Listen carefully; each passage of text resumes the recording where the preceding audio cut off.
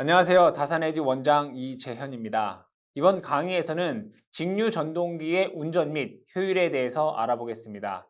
직류 전동기의 운전이다라고 하는 것은 전동기를 운전하기 위해서는 기동도 해야 되고요. 그 다음에 속도 제어, 그 다음에 정역 운전, 그리고 마지막 정지를 해야 되겠죠. 즉, 직류 전동기 운전에서는 이 네 가지에 대해서 알아볼 것이고, 그 다음에 효율은 손실, 입력, 출력 이런 것들이 나와 있습니다. 그럼 먼저 직류 전동기의 운전에 대해서 알아보겠습니다.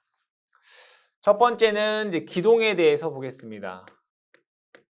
기동이라고 하는 것은 전동기를 움직이기 시작하는 것을 우리는 기동이다라고 얘기를 합니다. 그러면 이 기동에서 가장 중요한 항목 두 가지가 있습니다. 하나는 기동전류를 제한할 것. 기동전류 제한. 왜냐하면 기동 시 기동전류가 크기 때문에 제한을 하는 거죠. 여러 가지 방법이 있겠죠. 두 번째는 기동 토크가 클 것. 모든 전동기에서 얘기하고 있는 기동에 대한 내용은 딱 두 가지입니다. 기동전류는 제한하고 기동 토크는 커야 된다. 그럼 이것을 설명하기 위해서 간단하게 가장 많이 얘기가 되고 있는 분권 전동기에 대한 회로를 그려놓고 얘기를 해보겠습니다. 분권 전동기를 그려보면 전기자가 이렇게 있겠고요. 그 다음에 계자가 이렇게 있을 것입니다. 단자전압 V, 전기자 저항 RA, 계자 저항 RF, 그 다음에 여기에서 부하 전류 I, 전기자 전류 IA, 계자 전류 IF, 그리고 자속이 이렇게 나올 것입니다. 자속이 나오겠죠. 그러면 이 자계 내에 전기자 전류가 흐르면 이 전동기는 회전을 할 것이고 역기 전력이 발생하게 됩니다. 그럼 요에 따른 식을 한번 알아보겠습니다. 자, 여기에서 먼저 이 공급 전압은 V이고 역기 전력은 E가 되고, 그러면 여기에 걸리는 전압은 V-E가 됩니다. 그래서 V-E는 IA, RA가 됩니다. 그럼 여기에서 이 식을 통해서 자, 기동전류는 제한한다라고 했는데 그럼 전류에 관한 식으로 적어보도록 하겠습니다. 즉, 전기자에 흐르는 전류 IA라고 하는 것은 RA분의 V-E다라고 쓸 수가 있습니다. 그럼 예를 들어서 RA는 1옴이고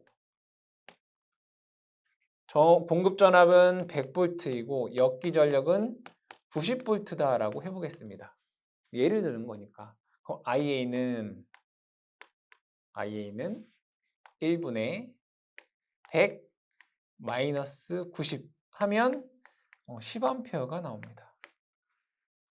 그런데 여기에서 기동시를 한번 보겠습니다. 기동시라고 하는 것은 얘가 n의 값이 0일 때입니다. n equal 0. 그러면 역기전력 2라고 하는 것은 k 파이 n이기 때문에 기동시 역기전력도 0이 됩니다. 0. 그러면 기동시 전기자에 흐르는 전류 IA는 RA분의 V-0 이거잖아요. 기동시, 기동전류가. 그러면 예를 든 요 식에 의해서 RA의 값은 1이고 V의 값은 100이기 때문에 계산해보면 100A의 전류가 흐르게 됩니다. 그러면 정격시 10A였는데 얘는 기동시 100A가 되더라 이거예요. 그러면 엄청나게 큰 전류가 이 전기자에 흐르기 때문에 이 전기자 권선이 소손될 수가 있습니다. 따라서 이 기동 전류를 어떻게 돼요? 제한해줘야 된다 이런 얘기예요. 그러면 이 기동 전류를 제한하는 방법에는 첫 번째 뭘 해주면 됩니까? 기동 시 이 전압을 줄여주면 되죠. 여기 있는 전압을 줄여주면 이것도 줄어들겠죠. 그죠? 기동 시 단자 전압을 어떻게 해요? 감압한다. 좀 줄여서 기동을 한다. 즉 기동할 때는 전압을 좀 줄이고 얘가 어느 정도 정상 운전이 되면 그때 전압을 서서히 올리는 방법이 있겠죠. 또 하나는 전기자의 직렬로 가변 저항을 달아주면 되겠다. 그죠? 전기자의 직렬로 어떻게 가변 저항을 단다. 이건 맞아. 이렇게 하면 기동 전류를 제한할 수가 있다. 두 번째로는 기동 토크가 커야 된다 이거예요. 그럼 기동 토크가 커야 되는데 기동 T는 K 파이 IA 되겠네요. 그죠? 토크 T는 K 파이 IA. 그럼 기동시 기동 전류는 이미 커요. 그렇죠? 줄여줘야 돼요. 그러면 토크를 키우려면 어떻게 해요? 자속을 키워주면 되겠다. 어떻게? 자속을 크게 해준다. 그럼 여기에서 자속을 키운다. 토크를 크기 위해서 자속을 키운다라고 하는 것은 여기 있는 계좌 전류를 키우면 되겠다. 그죠? IF를 크게 하면 자속이 커지고 토크가 커지게 됩니다. 그러면 여기에서 계좌 전류가 크려면 여기에 있는 우리가 속도 제어를 하기 위한 분권 계좌의 FR의 값을 어떻게 해야 되겠어요? 최소로 해줘야 되겠다. 그렇죠? 얘는 기동시 토크가 크기 위해서 FR 가변 저항의 값을 최소로 해준다. 기동 토크는 클 거. 기동의 두 가지 기동 전류는 제한하고 기동 토크는 커야 된다. 이때 기동 전류를 제한하기 위해서는 공급 전압을 줄여주던가 아니면 전기자의 직렬로 저항을 연결하여 그 값을 키워주면 되겠죠. 자, 기동 토크를 크게 하기 위해서는 계좌 권선의 전류가 커야 됩니다. 그러기 위해서 FR 계좌 권선의 저항의 값을 가변 저항의 값을 최소로 하면 자속이 커서 기동 토크를 크게 할 수 있다. 이런 얘기가 되겠습니다. 두 번째로는 속도 제어에 대해서 보겠습니다. 속도 제어. 속도 제어 회전수 N은 K-의 파이의 V-IA-RA가 됩니다. 이때 속도를 제어한다라고 하는 것은 요 n의 값을 변화시킨다. 이런 얘기가 되겠죠. 그럼 이 식에서 우리가 변화시킬 수 있는 것들이 무엇이 있을까라고 보니까 여기에 있는 전압을 바꾸는 방법이 있을 거고 여기에 RA 값을 바꾸는 방법이 있을 거고 가변 저항을 줘서 그 다음에 여기에 있는 자속을 바꾸는 방법이 있겠죠. 그것을 적어보게 되면 첫 번째는 저항 제어, 두 번째는 계좌 제어, 세 번째는 전압 제어, 이 세 가지가 있게 됩니다. 그러면 첫 번째 저항 제어, 왜 첫 번째 썼을까요? 제일 많이 나오기 때문이 아니라 제일 사용하지 않기 때문이에요. 설명할 게 별로 없으니까.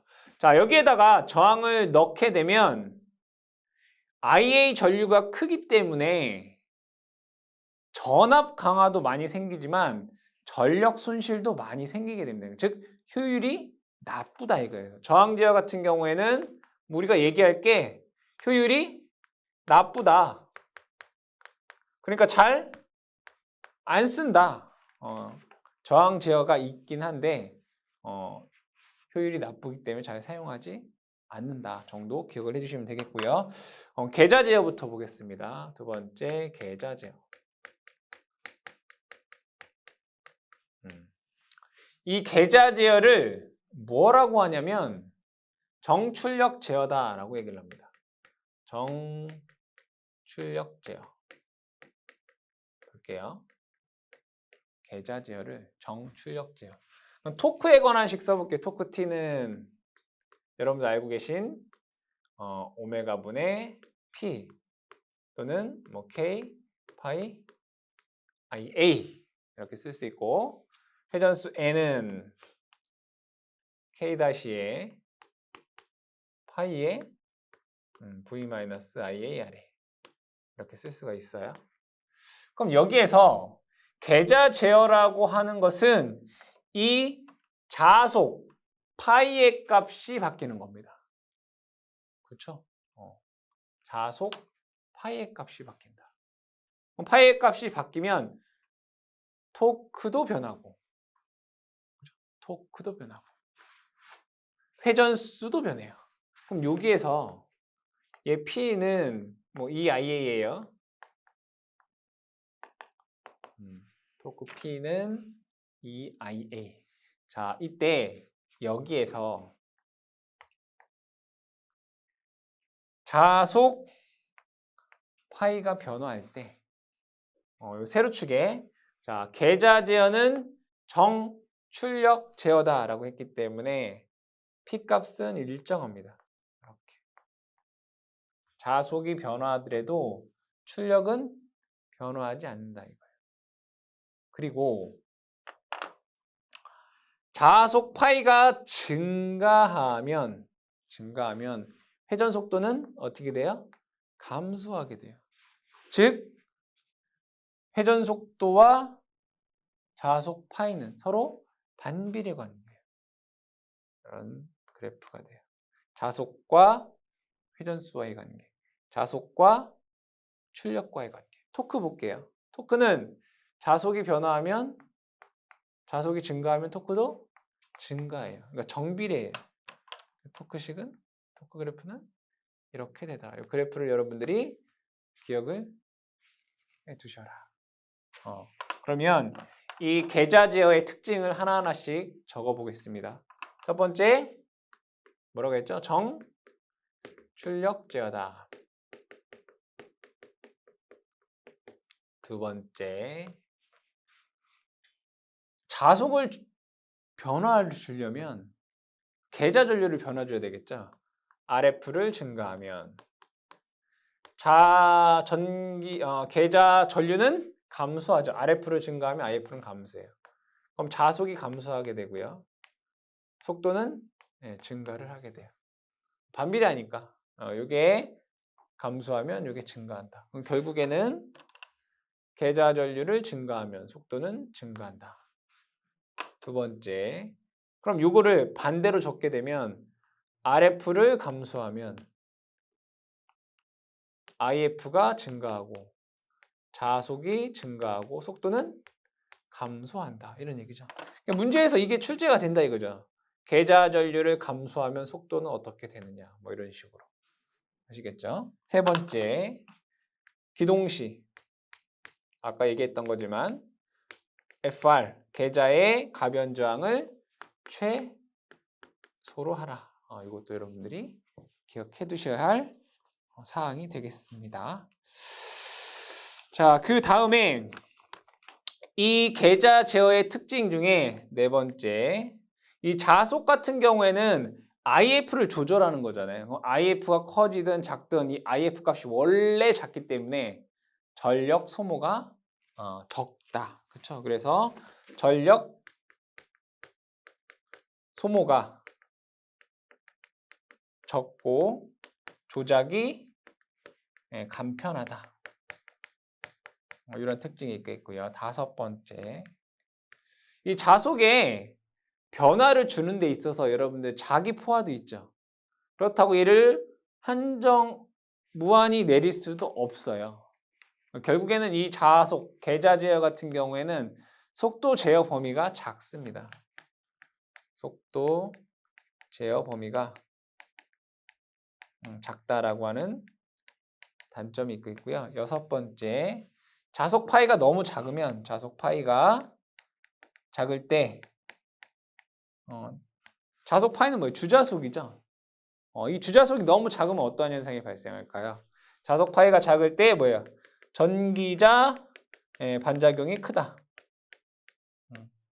이러한 안 좋은 점도 있겠다. 그래서 계좌 제어에 대해서 여러분들이 기억을 해두실 때는 정출력 제어이다. 그 다음에 이 내용이 사실 문제에서 많이 출제가 되고요. 기동시 계좌 저항을 어떻게 최소로 하라. 4, 5, 6 같은 경우에는 이제 전력 소모가 적고 조작이 간편한 특징이 있지만 속도 제어 범위가 작고 자속이 너무 작을 때에는 전기자 반작용이 크게 일어난다라고 하는 단점이 있습니다. 세 번째, 전압 제어입니다.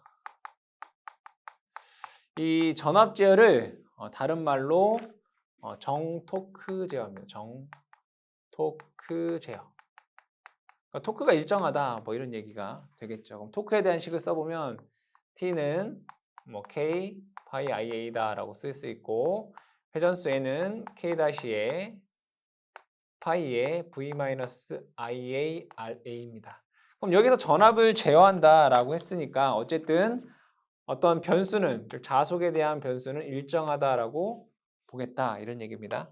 그럼 여기에서 그래프로 그려보게 되면 여기를 전압을 변화시키고 자속을 일정하게 했을 때 자속이 일정하니까 토크는 어때요? 일정하겠죠. 그래서 얘를 토크는 뭐 이렇게 그릴 수 있다. 토크 T는 일정하다. 그리고 이 식에서 보시게 되면 V와 IARA라고 하는 값을 봤을 때 IARA 값은 V에 비해서 상당히 작습니다. 얘는 무시할 수 있어요. 그러면 거의 회전 속도와 전압 V는 비례 관계다라고 볼 수 있습니다. 대략적으로 보면 얘는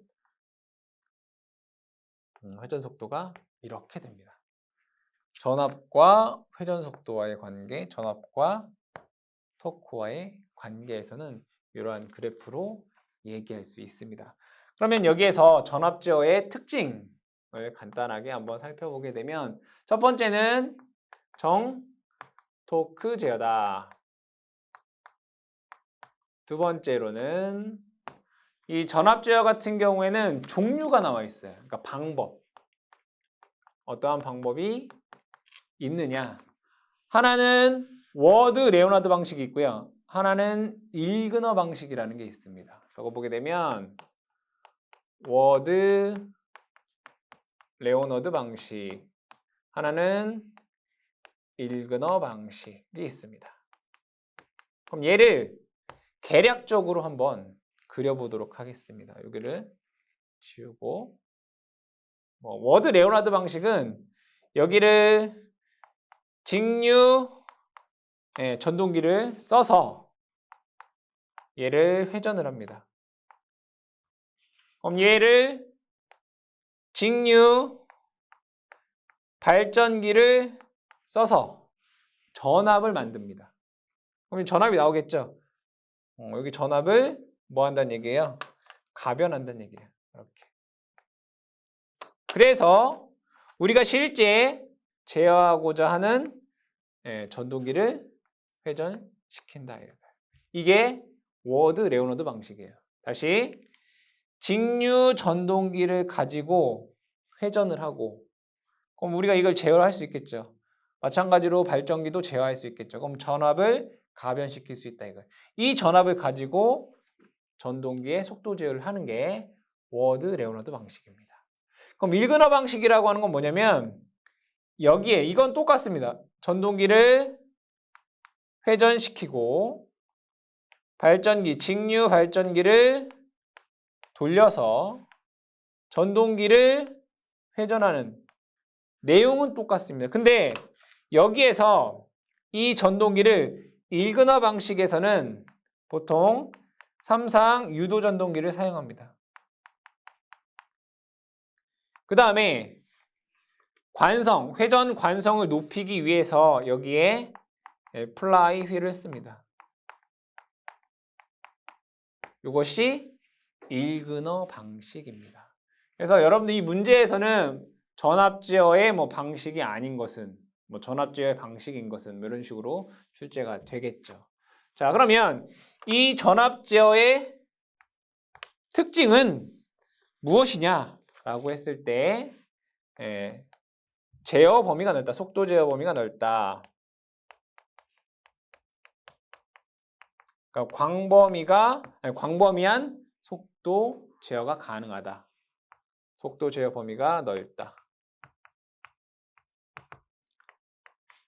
네 번째로는 주 전동기의 속도 및 회전 방향을 자유롭게 할 수 있다. 그러니까 얘네들을 속도 제어 범위 똑같은 얘기죠. 정형 및 광범위한 속도 제어를 가능하다. 이렇게 얘기할 수가 있겠고요. 대신에 단점은 뭐냐면 보시면 아시겠지만 설비가 복잡하잖아요. 그러니까 설비비가 비싸다 라고 하는 이러한 단점들을 갖고 있다. 그래서 여러분들이 전압 제어에서는 전압 제어가 정토크 제어이고 그 방법에는 워드 레오나드 방식, 일근어 방식이 있고 이 전압 제어 같은 경우에 광범위한 속도 제어를 할 수 있고 아주 이상적인 속도 제어 방식입니다. 하지만 설비비가 고가이기 때문에 좀 어렵다라는 내용 정도 기억을 해주시면 되겠습니다. 다음에는 속도 제어를 했으니까 정역 운전에 대해서 보겠습니다. 세 번째가 정역 운전.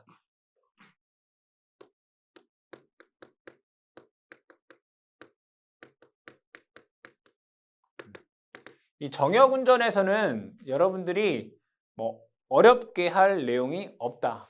여러분들 알고 있는 직류 전동기의 종류는 뭐가 있겠습니까? 타여자. 그렇죠? 그 다음에 직권 전동기. 그 다음에 분권 전동기. 그 다음에 복권 전동기가 있습니다. 그러면 정역 운전이라고 하는 것은 힘의 방향이 바뀌는 거죠. 그럼 식을 써 보게 되면 F는 I 크로스 B L 이렇게 쓸 수 있습니다. 그럼 여기에서 전류의 방향을 바꾸던가, 즉 전기자에 흐르는 전류의 방향을 바꾸던가, 또는 B 계자의 전류 방향을 바꾸던가 둘 중 하나면 됩니다. 따라서 타여자 같은 경우에는 계자와 전기자가 분리가 되어 있습니다. 이 단자전압, 즉 공급전압은 전기자에만 연결되어 있어요. 그래서 정역 운전을 하는 데 있어서 타여자 같은 경우에는 이 공급전압의 극성을 변경하면 됩니다. 그러면 역회전이 됩니다. 하지만 직권이나 분권이나 복권 같은 경우에는 전기자와 계자가 같이 연결되어 있습니다. 그럼 역회전하는 데 있어서 공급, 전압, 극성을 변경하여도, 그죠? 변경하여도 얘는 역회전이 안 됩니다. 역회전이 안 된다. 그러면 어떻게 해야 될까요? 전기자나 또는 계자의 극성을 하나만 변경해야지만 역회전이 가능합니다. 그래서 여러분들이 해당 문제에서는 어떻게 출제가 될까요? 다음 중 단자전압의 변경으로 역회전이 가능한 전동기는 타여자가 되겠죠. 그래서 역회전 같은 경우에는 전기자나 계자 둘 중 하나의 전류 방향을 바꾸면 역회전이 가능하다라고 이해를 해주시면 되겠습니다. 네 번째로는 네 번째는 정지 보겠습니다. 정지에는 세 가지로 보시면 되겠습니다. 하나는 발전제동, 두 번째는 회생제동, 세 번째는 역상제동. 이 역상제동을 다른 말로 이제 뭐 플러깅 제동 뭐 이렇게 얘기를 하죠. 플러깅 제동. 그러면 간단하게 한번 그림을 통해서 얘기를 해보겠습니다. 발전제동은 뭐고 회생제동은 뭐고 역상제동은 무엇인가? 라고 했을 때 여기에 전동기에 전기자가 있다라고 보겠습니다. 그리고 이 전기자가 시계 방향으로 회전을 하고 있다고 보겠죠. 그럼 여기에 예를 들면 뭐 전원이 연결되어 있다. 그러면 발전제동부터 한번 보도록 하겠습니다.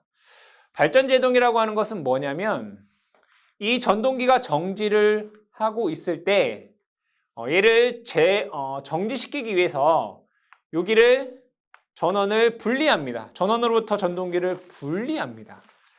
그래도 이 전동기는 관성에 의해서 회전을 계속 유지하겠죠.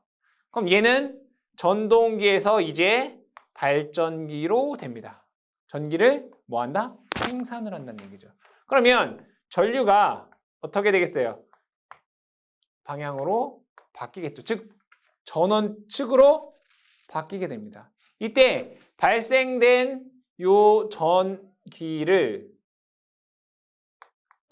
저항을 연결을 해서 저항을 연결하게 되면 저항의 전류가 흐르고 여기에 열로서 소비하게 되면 발전제동입니다. 즉 전동기를 전원으로부터 분리하면 전원으로부터 분리를 하더라도 전동기는 관성에 의해 회전을 하게 됩니다. 즉 발전기가 될 것이고 이 발전된 전기를 저항을 연결해서 열로서 소비하는 제동 방법을 발전제동이다. 얘는 열로서 소비. 회생제동은 뭐냐면 얘를 열로서 소비하는 것이 아니라 다시 전원으로 회귀시키는 겁니다.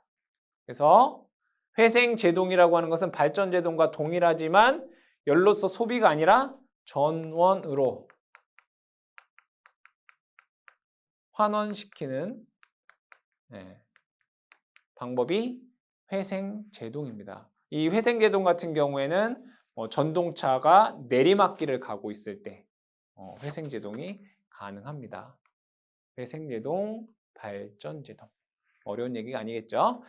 역상제동이라고 하는 것은 이 전동기가 예를 들어 시계 방향으로 회전한다라고 했을 때 급 정지하기 위해서 반대 방향에 토크를 주어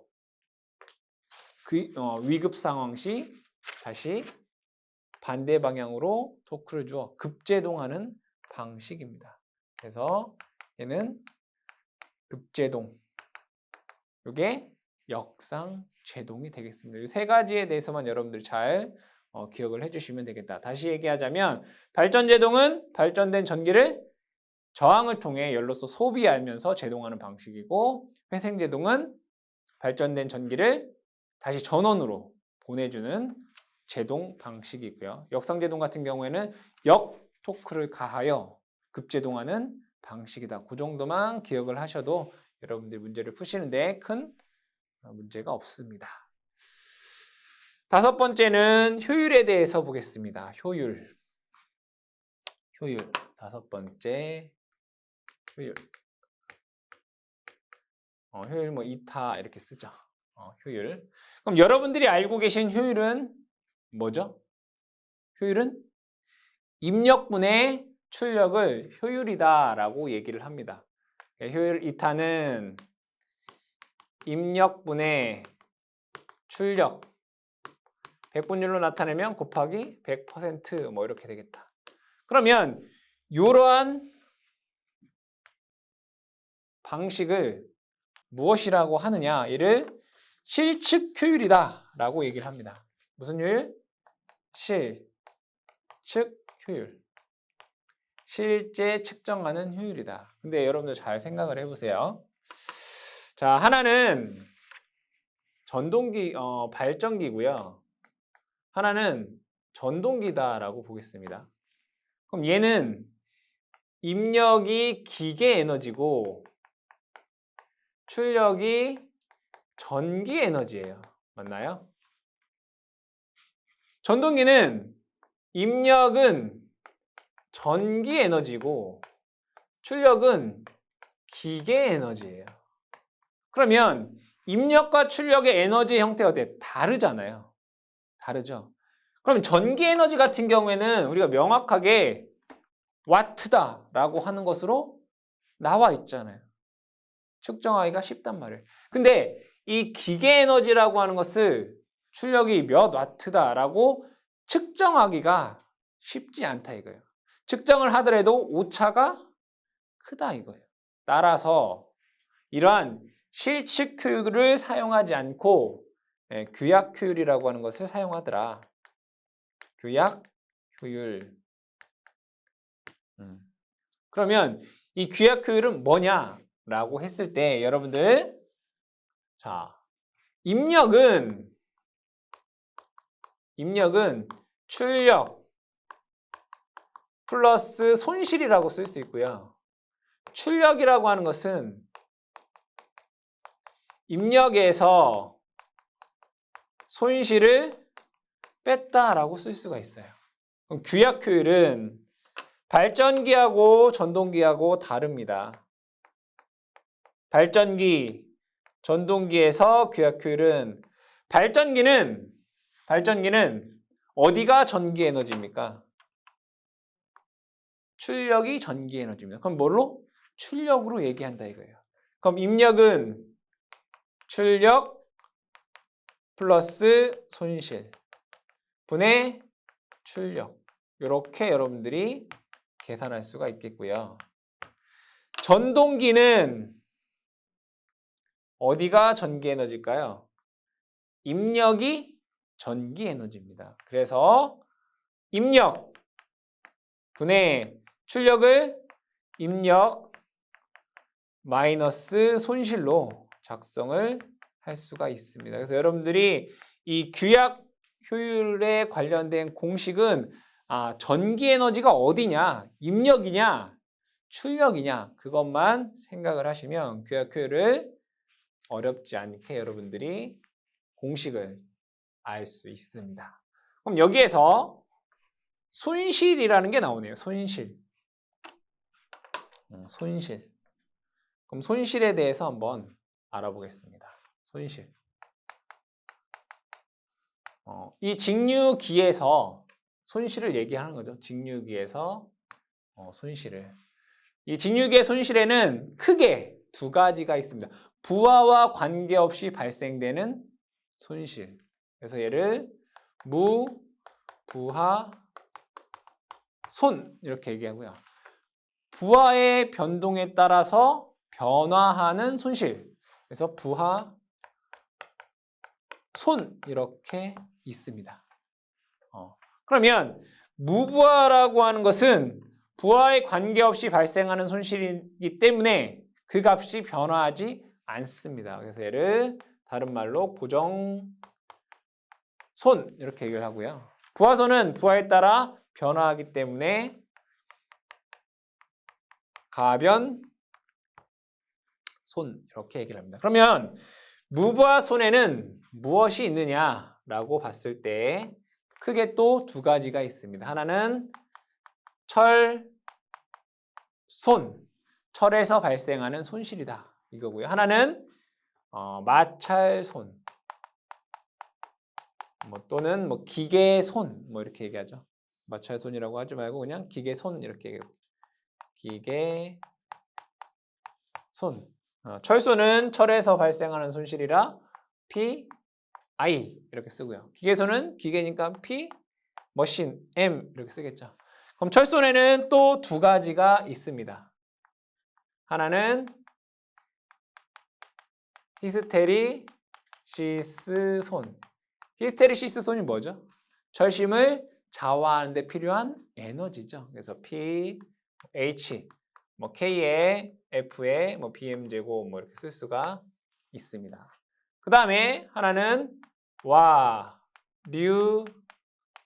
와류손은 철심의 자속이 시간적으로 변화하게 되면 회전하는 전류가 생깁니다.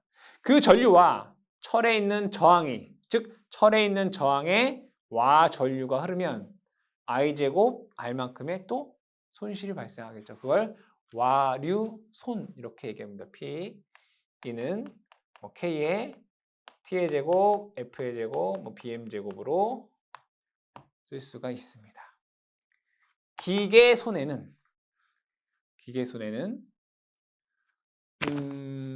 베어링의 마찰손도 있을 거고요. 베어링, 마찰손. 그렇죠? 그 다음에 뭐 바람에 의한 뭐 풍손 이런 게 있을 수 있고 또 뭐가 있을까요? 그 다음에 뭐 브러쉬도 있겠다, 그죠? 브러쉬, 마찰손 뭐 이런 것들이 다 합쳐져서 그냥 기계손 이렇게 얘기를 합니다. 부하손에는 크게 또 두 가지가 있습니다. 동손. 동손은 동이 뭐죠? 구리에서 발생하는 손실. 즉 권선에 전류가 흐르면 손실이 발생하겠죠. I제곱 R만큼의 전류의 비례해서. 즉 얘는 뭐예요? 전기자 권선에서 또는 계자 권선에서 발생하는 손실이 됩니다. 그리고 또 뭐도 있냐면 표유부하손이라는 게 있어요. 표유부하손. 이 표유부하손이라고 하는 것은 측정되지 않는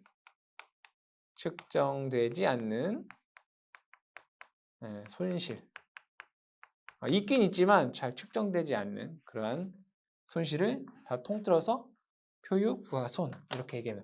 동선은 구리에서 발생한다고 해서 PC, 코일 이렇게 됩니다. 얘가 총 손실이 되죠. 총 손실이 됩니다. 그러면 여기에서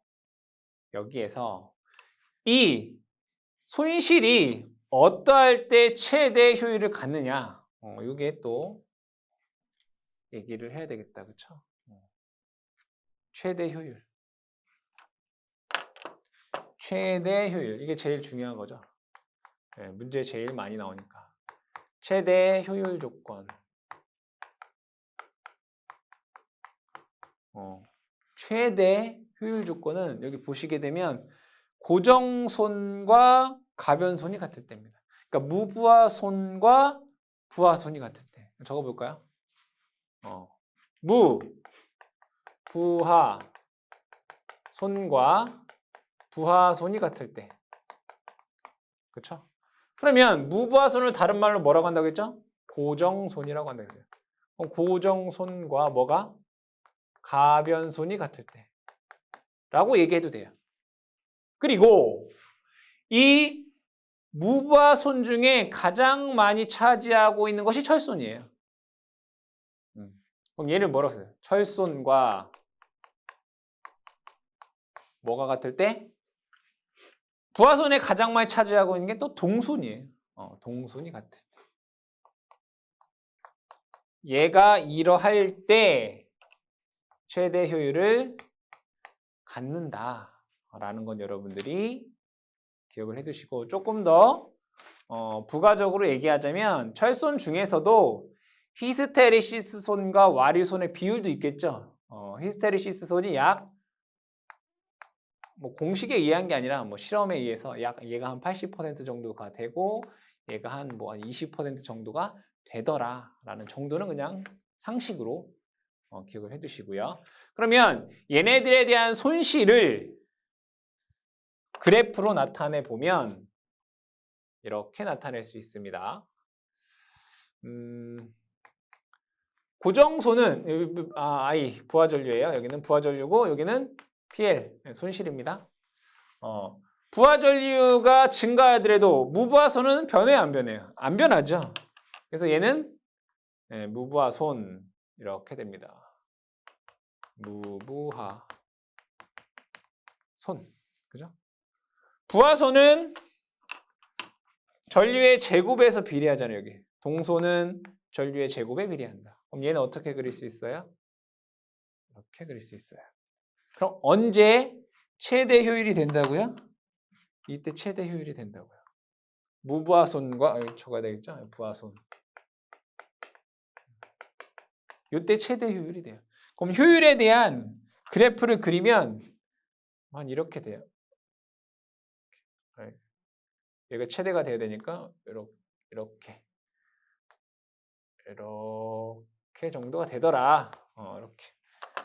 그래서 그래프까지 여러분들이 기억을 해두시고 요 효율을 구하는 요 규약 효율 공식과 그 다음에 언제 최대 효율이 되는가라고 하는 내용, 손실 및 효율에서 여러분들이 꼭 기억해 주시기 바랍니다.